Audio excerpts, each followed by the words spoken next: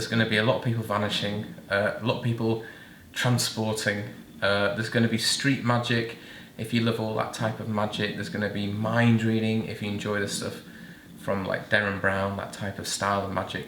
And then also there's going to be illusions, which, you know, I last saw illusions myself and I'm really into magic when I was about 10 years old. It just hasn't been done in Britain for that long. A lot of these guys I've known and respected, but we've never had really a chance to work with each other, because normally you turn up, you do your bit, you're off. And the idea of a show where everyone's actually working together is quite a new idea. It's going to be a really different show, because obviously we will do our own individual specialities, like I'll be doing illusions and some close-up magic, but then also we're going to be making some massive things disappear, which takes about 8 magicians to do that.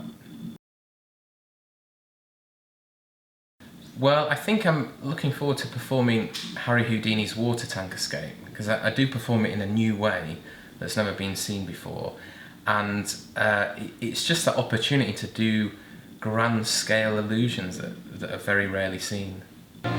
Here comes the dangerous bit.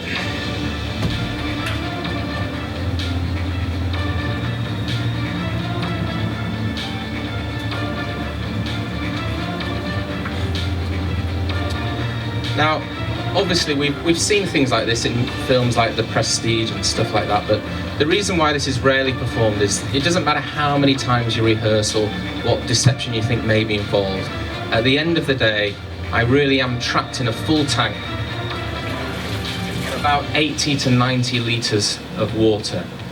Now, firstly, the handcuffs go on.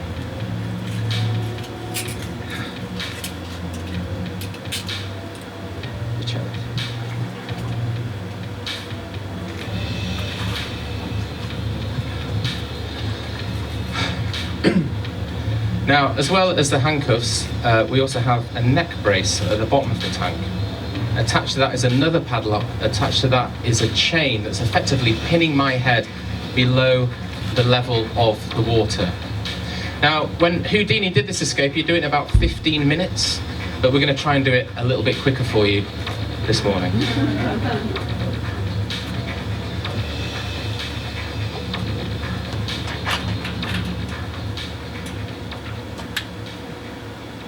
Set. Ready? Ready? Ready.